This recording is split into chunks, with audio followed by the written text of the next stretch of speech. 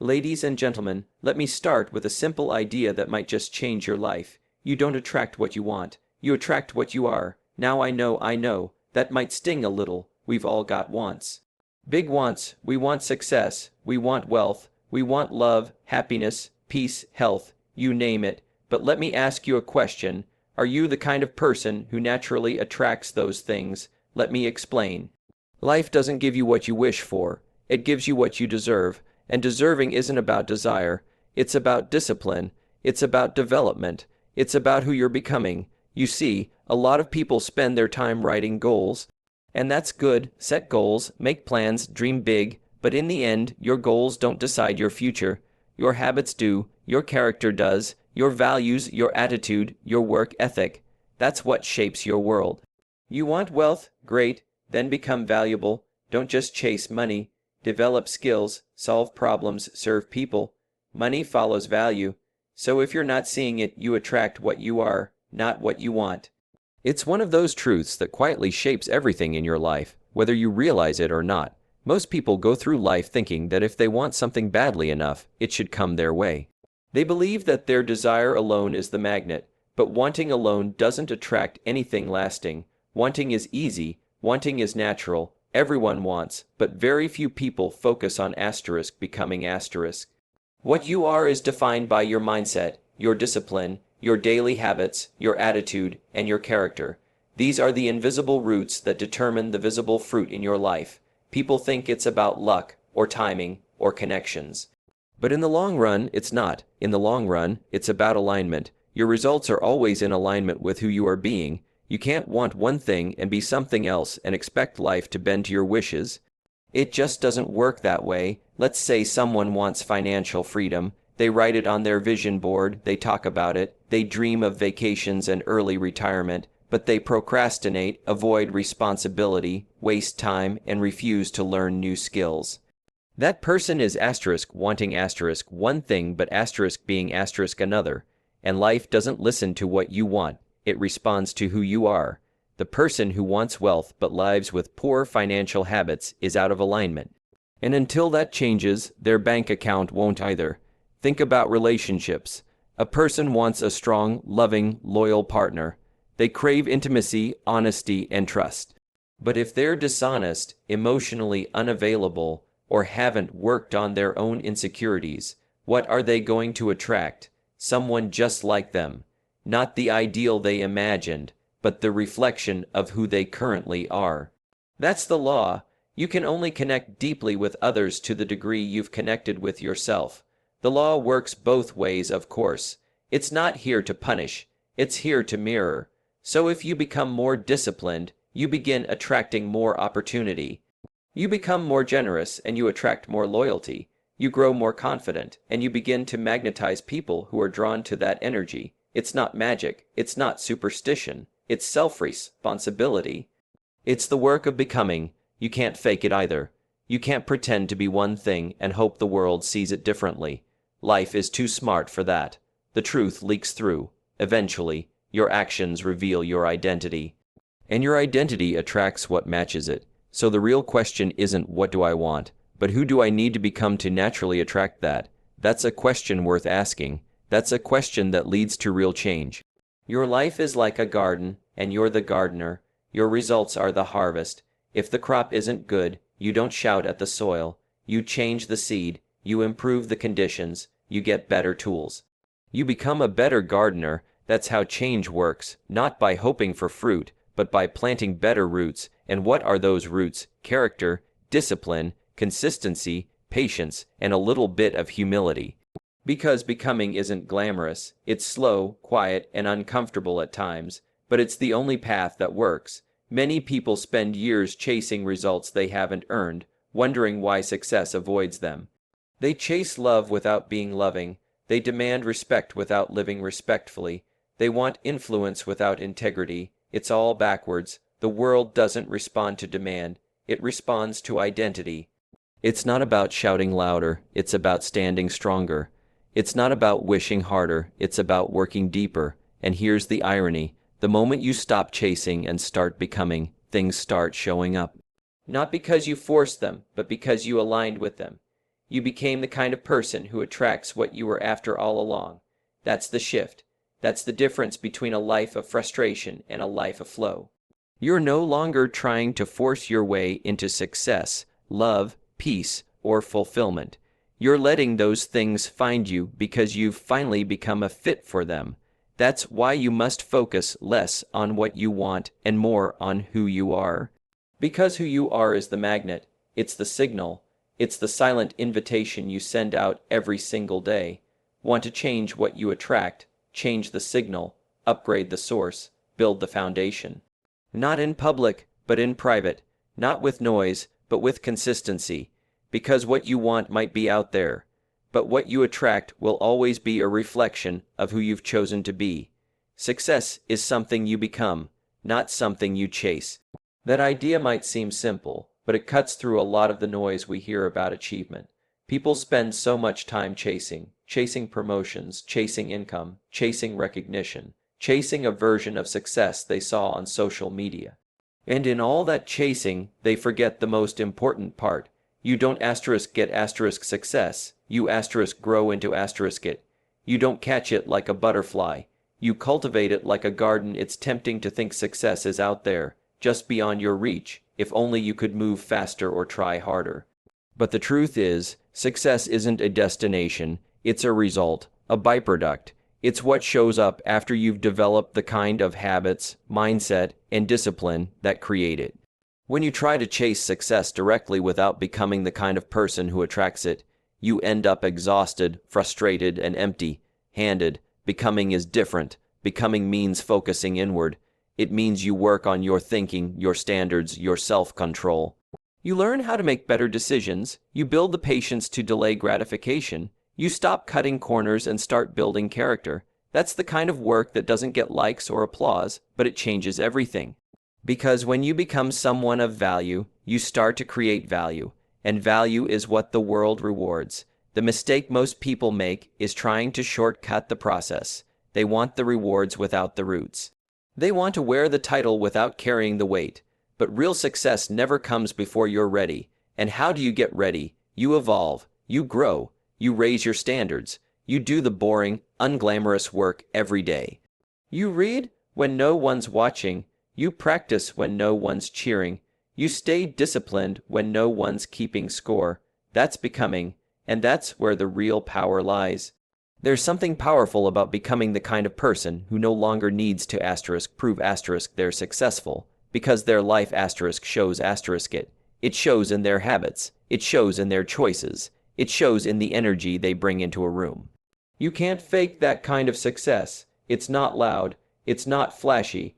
It's solid, steady, and undeniable, and that kind of success doesn't come from chasing.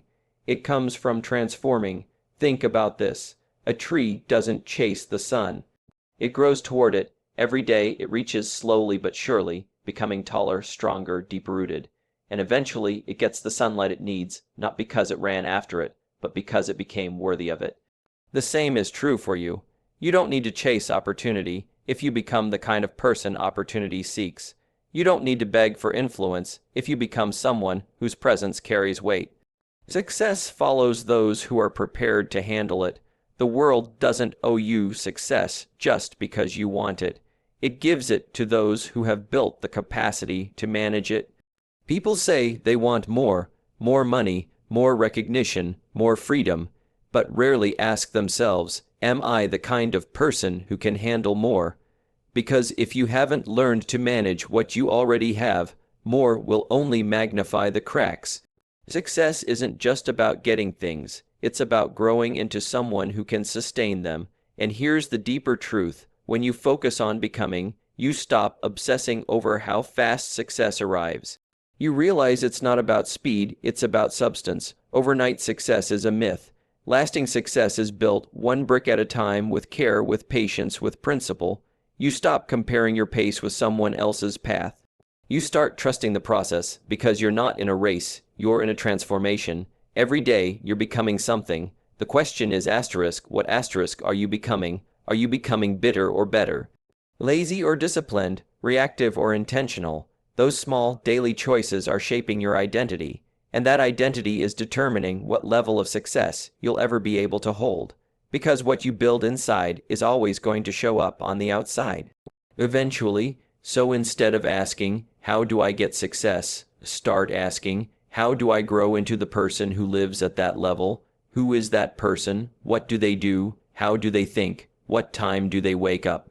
What do they read? What do they avoid? What kind of people do they surround themselves with? That's the real work. That's the path, and no, it's not flashy, but it's effective, because when you become more, you attract more. And the need to chase disappears. Goals set direction, but habits set destiny. It's one of the most overlooked truths when it comes to personal growth and success. Setting goals is exciting. It gives you something to aim for, something to look forward to. A goal can inspire you, light a fire under you, and make you believe in a better version of yourself. But here's the reality. Goals alone don't change your life. Habits do. The daily actions you take, the choices you make when nobody's watching, the standards you hold yourself to, those are the things that build or break your future. Everyone sets goals. In fact, you could walk into any bookstore or open any app and find 1,000 different ways to set goals. Smart goals, stretch goals, quarterly goals, it's all helpful, but goal setting is not the finish line, it's just the starting block. What actually carries you down the track is repetition, discipline. Follow through. You don't rise to the level of your goals. You fall to the level of your habits. A person can write down the most ambitious goals in the world. They can say they want to double their income, get in the best shape of their life, build a business, or improve their relationships. But if their daily routine looks exactly the same as it did before they set that goal, then nothing changes. A goal without a change in behavior is just a wish, and a wish without a system becomes a burden, because every day you feel the weight of wanting something you're not working toward. Habits, on the other hand, are quiet. They don't need motivation. They don't need applause. Habits are what you fall back on when your energy is low, when your mood is off, when the inspiration fades. And the truth is, that's when most of life happens, in the ordinary, not the exciting. So if your habits are strong, you'll keep moving even on the tough days. If your habits are weak, you'll keep stalling, no matter how good your intentions are. There's a gap between what people want and what they do, and that gap is closed by habits. Habits are the invisible architecture of success. They are the systems running quietly in the background that determine whether or not you'll reach the places you say you want to go. You can't control the outcome, but you can control the input, and the input is your daily behavior. Think about someone who wants to get healthy. The goal might be to lose 20 pounds or build muscle or run a marathon. That goal points them in the right direction, but what actually determines the outcome? Eating habits, sleep habits, exercise routines, water intake, stress management. Those are the habits that shape the result. Without them, the goal remains just that, a direction with no motion. Habits are also cumulative. One good habit might not change your life overnight, but it compounds. A small improvement repeated daily builds momentum. Over time, consistency becomes confidence. You start to trust yourself. You see progress, not because you set the perfect goal, but because you build a system that supports it. And when you trust your system, you don't need to rely on motivation. You simply execute. The problem is, habits aren't glamorous. No one congratulates you for drinking water, reading 10 pages, turning off your phone at 9 p.m., or doing 5 extra push-ups. But those are the bricks. That's the work. Those are the things that, stacked together over months and years, change everything. The mistake people make is thinking they need to do something massive to see change, but massive change comes from small steps done repeatedly without quitting. Another truth about habits is that they shape your identity. Every action you take is a vote for the kind of person you're becoming. You work out, you cast a vote for being healthy. You save money, you vote for being financially responsible. You wake up early, you vote for being disciplined. Over time, those votes add up. Your habits become your character, and your character determines what kind of results you attract in life. So while goals are useful, even necessary, they must be backed by a system of behavior. Because when the initial excitement wears off, and it always does, it's the habits that keep you going. They become the structure that holds your ambition in place. Without that structure, your energy leaks, your focus scatters, and your momentum fades. But with the right habits, even the biggest goals eventually become inevitable. Value attracts reward, become valuable. That's one of the most fundamental truths in life, in business, in relationships, and in personal growth. People often focus on chasing rewards. They want better pay, more recognition, deeper respect, greater influence. But they overlook the one thing that guarantees those outcomes over time: becoming a person of value. Because rewards don't just show up out of thin air, they respond to usefulness, to contribution, to the depth of what you bring to the table. The market rewards value, not ambition, not potential, not good intentions. It rewards results, and results come from the value you create. Whether you're an artist, a teacher, an entrepreneur, or a leader, the more value you bring to others, the more doors open. You don't need to beg for opportunity if you become someone who creates solutions. You don't need to chase influence if what you offer solves real problems. The more valuable you are, the more leverage you gain. That's the equation. But value doesn't happen automatically. It doesn't show up just because you want it to. You have to earn it. You have to study, learn, develop your skills, sharpen your tools. You have to become a master of your craft, whatever that craft may be. Because when you become exceptional, people notice. When you go beyond what's expected, you stand out. The world is full of average, but it will always make room for excellence. Value is what separates the good from the great. There are no shortcuts to value. It takes time to build. It requires patience, humility, and repetition. It means putting in effort when no one's watching, going the extra mile when no one's asking, and staying consistent even when the results haven't shown up yet. Value means becoming the person who doesn't just do the job, but elevates it. The person who doesn't just speak, but inspires, who doesn't just work, but transforms the outcome. In every industry, in every field, the highest paid people are those who provide the most value. Not the busiest, not the loudest, not even the most talented, but the ones who took what they had and refined it until it became indispensable. And the beautiful thing is, value isn't fixed. It can be developed. It can be multiplied. You can grow it every single day by doing the hard things that most people avoid.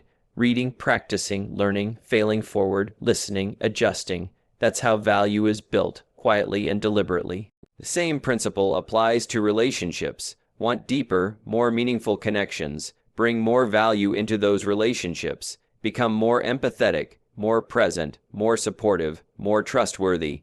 People are naturally drawn to those who add something to their lives. They avoid those who only take. You can't fake value in a relationship. It either exists or it doesn't, and the more value you offer, the more trust you earn.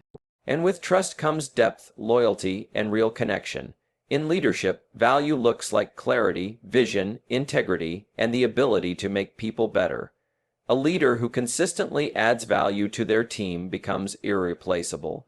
They don't need to dominate with authority, because their contribution speaks for itself. People follow value, they respect it, they remember it. A title might get you compliance, but value earns you commitment. One of the most powerful things you can do is ask yourself daily, how can I be more valuable today? Not in a selfish way, not in a way that demands instant reward, but in a way that focuses on contribution. What can I improve? Who can I help? What problem can I solve more effectively? That mindset, repeated over time, compounds. It makes you magnetic.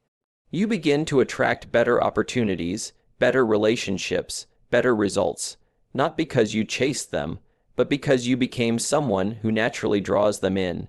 Becoming valuable doesn't require perfection.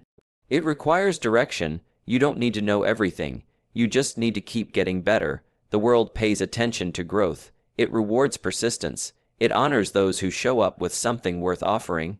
And what you offer will always be a reflection of who you've chosen to become. Not what you say you want, not what you believe you deserve, but what you've actually built, developed, and refined. It's easy to complain when rewards are delayed.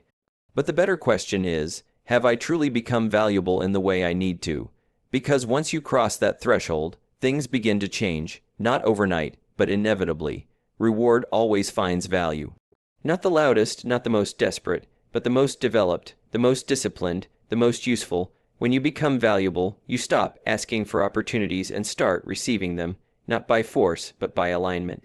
Because reward, like a magnet, moves in the direction of value. Your outer world is a reflection of your inner world. That simple statement holds more truth than most people are willing to accept. We're taught to fix what's outside, chase the job, get the house, change the scenery, rearrange the circumstances, thinking that doing so will create peace, success, or happiness. But no matter how much you tweak the external, if the internal isn't aligned, nothing really changes. You bring yourself with you into every situation, every opportunity, every relationship, and eventually, your inner world will spill into the outer, whether you want it to or not. The way you think, the beliefs you carry, the emotional patterns you repeat, they all influence how you experience life. If your thoughts are full of lack, fear, resentment, or self-doubt, those patterns begin to show up in your decisions, your tone, your posture, even your results. Not because the world is against you, but because you are projecting what's unresolved inside. The world becomes a mirror. It reflects how you see yourself. It echoes back the standards you tolerate, the energy you carry, and the story you keep telling. People often think they need to change their environment to change their life. While environment matters, transformation doesn't begin on the outside. It starts in the way you see. If your vision is clouded by bitterness, insecurity, or comparison, even the best opportunities will look like threats. Even healthy love will feel suspicious. Even success will feel unearned. The filter matters more than the frame. And your internal filter, your mindset, your beliefs, your emotional state, colors everything. Clarity on the inside creates clarity on the outside. When your mind is organized, you make better decisions. When your emotions are balanced, you communicate with more impact. When your self-image is strong, you stop settling for less. But when the inside is in chaos, the outside starts to reflect that. Missed deadlines, broken relationships, impulsive choices, unnecessary drama. These are not random accidents. They are expressions of what's unresolved within. You don't attract what you want. You attract what you are, and who you are is built from what you believe.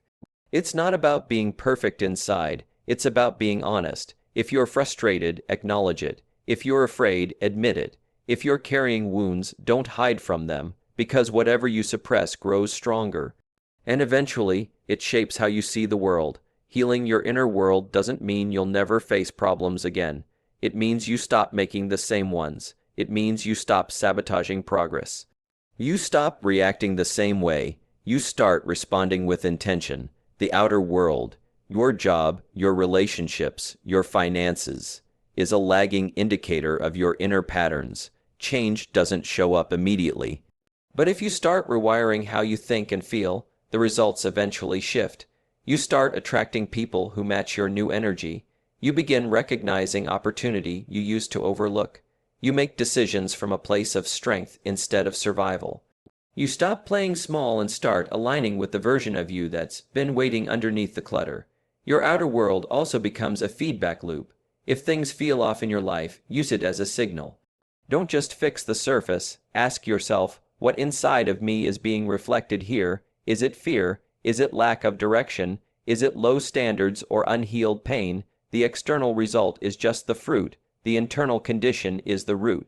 And if you change the root, the fruit must change, not instantly, but inevitably. That's the law. This isn't about blame. It's about responsibility. The difference is subtle but critical. Blame says, it's all my fault.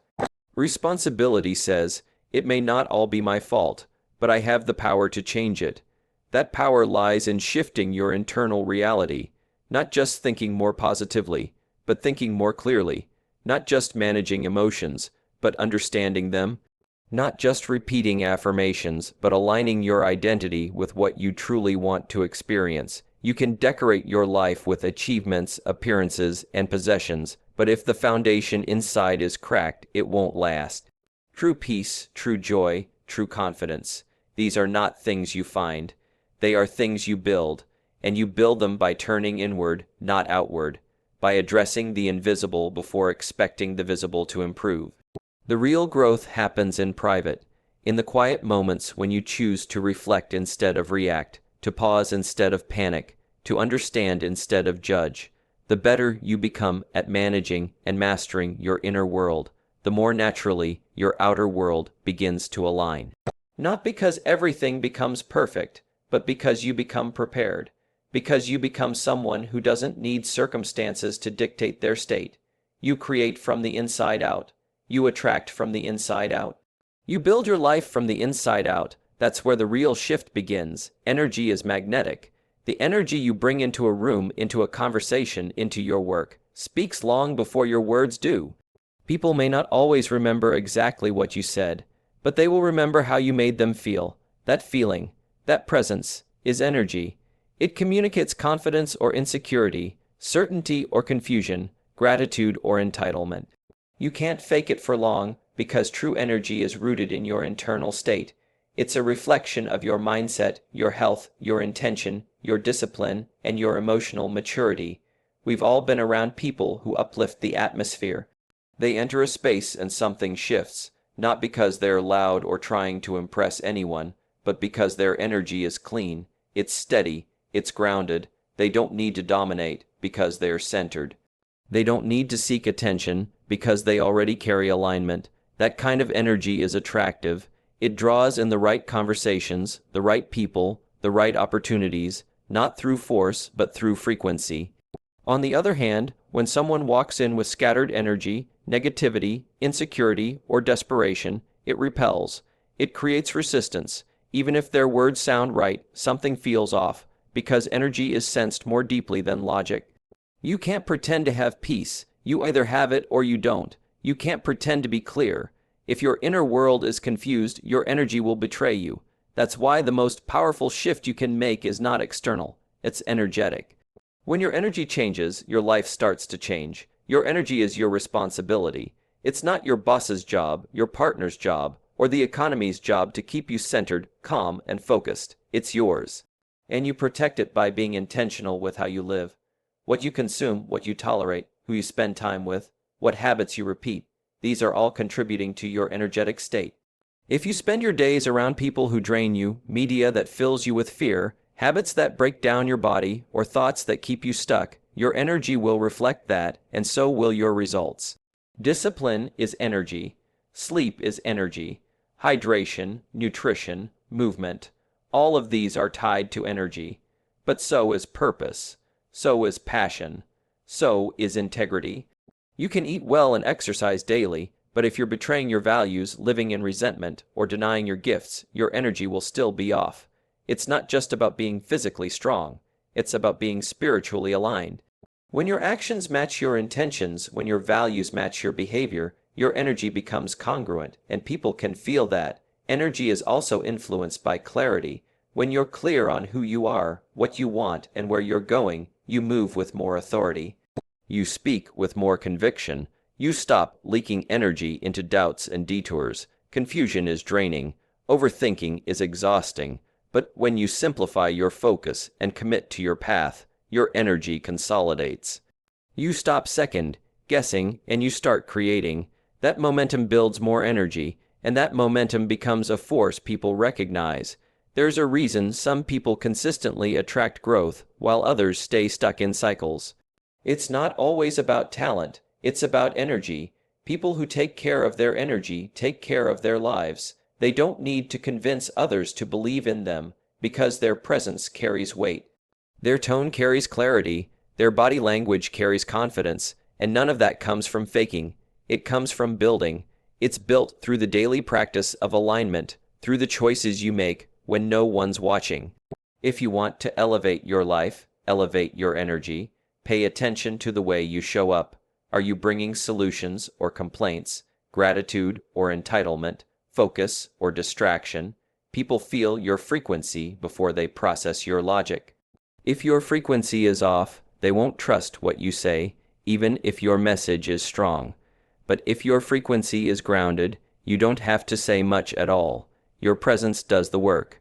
Protecting your energy doesn't mean avoiding discomfort. Growth is uncomfortable, but growth energy is different from anxious energy. One expands you, the other drains you. One comes from purpose, the other from pressure. You can be tired but energized. You can be challenged but still feel powerful. Because real energy isn't just physical, it's emotional, mental, and spiritual alignment. It comes from being in integrity with yourself, from doing what you said you would do, from living in a way that honors who you're becoming. The energy you cultivate becomes the quality of life you experience. It's not just what you attract, it's what you sustain. It's not just how others see you, it's how you feel when you're alone. When your energy is right, you don't need validation. You don't need to control, you don't need to perform. You operate from a deeper source, a place of wholeness, a place of clarity, a place of truth, and that place over time changes everything.